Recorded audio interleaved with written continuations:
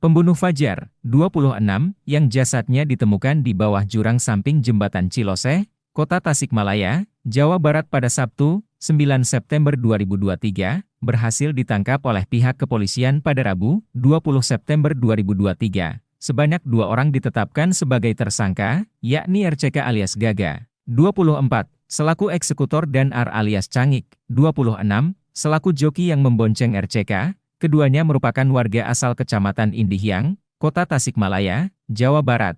Pertemuan pertama antara korban dan pelaku, kata Zainal, terjadi di salah satu stasiun pengisian bahan bakar umum, SPBU, yang berlokasi Kecamatan Indihiyang, Kota Tasikmalaya, Jawa Barat. Jadi, kata Zainal, hal tersebut membuat pelaku tersinggung dan merasa ditantang oleh korban.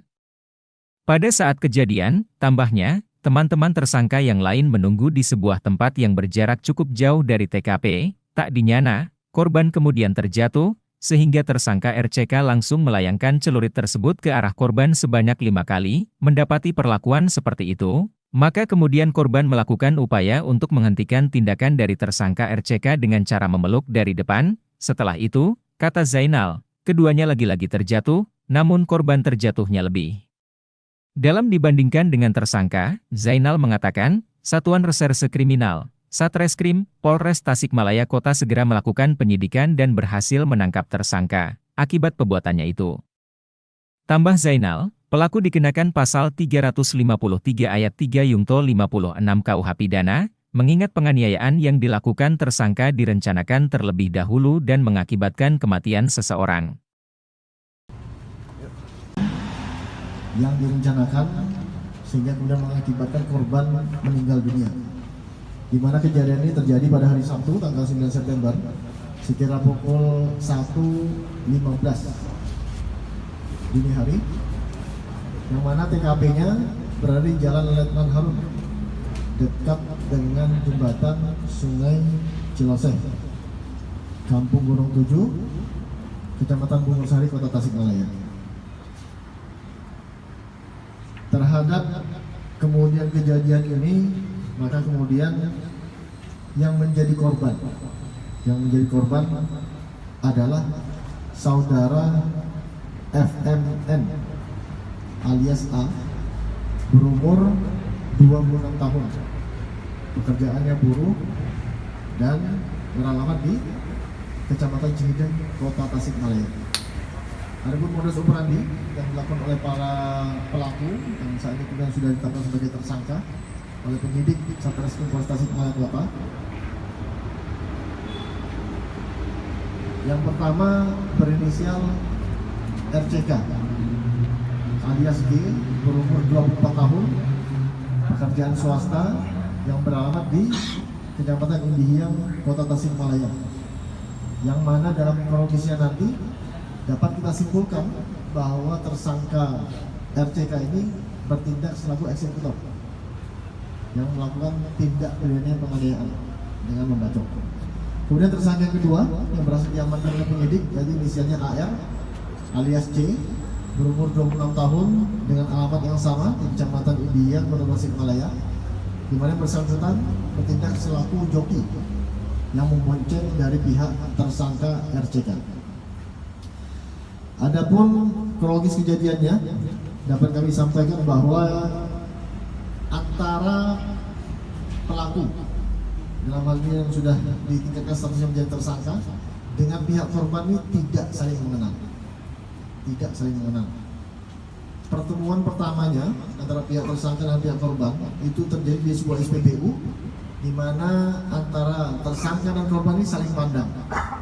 Dari situ kemudian muncul niatan dan muncul dendam dari pihak tersangka untuk kemudian melakukan tindak pidana tersebut, sehingga kemudian mereka mencari informasi terkait dengan nomor handphone dari korban dan melakukan janjian di sebuah titik yang sudah ditetapkan yang menjadi tempat kejadian perkara tersebut. Awal mulanya para tersangka ini bergerak dengan 5 orang teman lainnya, namun dalam perkembangannya hanya 2 orang, yaitu tersangka RCK dan AR yang menuju ke TKP tersebut, tempat yang sudah dijanjikan. Sedangkan rekan-rekan yang lainnya menunggu di sebuah tempat yang berjarak cukup jauh dari TKP tersebut. Sesampainya kemudian di TKP, maka kemudian tersangka RCK ini langsung mengeluarkan celurit yang berukuran kurang lebih 70 cm. Melihat hal ini, maka kemudian korban dan temannya berusaha untuk kemudian melarikan diri. Walhasil kemudian korban terjatuh, sehingga kemudian tersangka RCK langsung melayangkan celurit tersebut kepada pihak korban sebanyak 5 kali. Jadi dibacok 5 kali.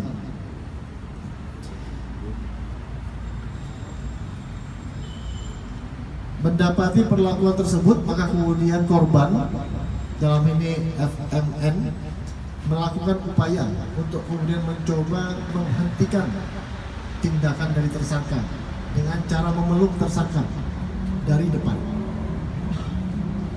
Namun tersangka berusaha untuk melepaskan diri sampai kemudian kedua orang ini terjatuh, dan posisinya adalah pihak korban berada, posisi badannya pihak korban itu berada di atas pihak tersangka, jadi menindih.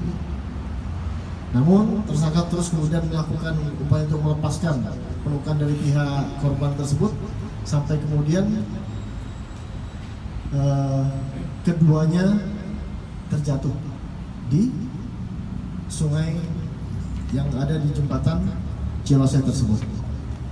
Adapun yang menjadi perhatian warga masyarakat sekitar adalah pada saat kemudian posisi badan tersangka itu berada di bawah posisi badan dari korban, maka kemudian korban ini sempat berteriak, meneriakkan kata-kata begal, sehingga kemudian menarik perhatian warga di sekitarnya, termasuk juga bis yang lewat, sehingga kemudian terjadilah hal yang kemudian tadi saya sampaikan, keduanya terjatuh, namun demikian korban terjatuhnya lebih dalam dibanding dengan tersangka ini.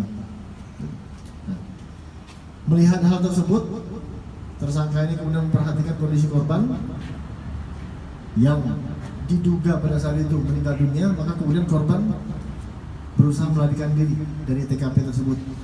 Dan alhamdulillah hasil kinerja penyidik dari Satreskrim Polres Tasikmalaya berhasil mengamankan kedua tersangka ini. Dilakukan kegiatan penyidikan dengan menerapkan pasal 353 ayat 3 Junto 56 KUHP, di mana penganiayaan tersebut dilakukan dengan perencanaan terlebih dahulu karena sudah ada niatan sebelumnya, dan terhadap para tersangka diancam dengan hukuman maksimal penjara 9 tahun. 9 tahun penjara.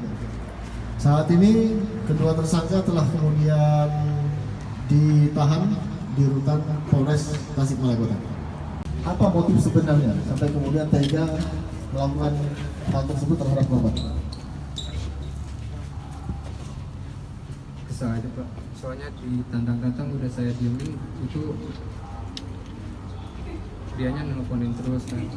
Tidak ada hal yang mendasar, dendam sebelumnya atau ada kejadian sebelumnya, hanya saling tantangkan di SPBU itu. Yeah. Berarti sudah terbiasa nih menggunakan celurit tersebut sebagai tindak lanjut dari hal-hal yang kemudian membuat RCK ini saudara itu kesal terhadap seseorang. Tidak Pak. Terus celuritnya diambil dari mana? Di rumah. Dari rumah. Sudah memang kemudian dipersiapkan? Maksudnya? Ya, sudah kemudian memang dipersiapkan sebagai stok, sebagai cadangan. Ada kata dibutuhkan tinggal ngambil dari rumah gitu. Enggak, emang buat cadangan, itu mah buat pajangan aja Pak dari rumah. Buat pajangan. Tapi sadar kalau kemudian celurit itu dipergunakan bisa melukai orang lain. Efek alkohol Pak. Jelas ya, dampak miras memberikan dampak negatif yang luar biasa, sehingga kemudian kejadian ini terjadi. Cukup ya, rekan-rekan?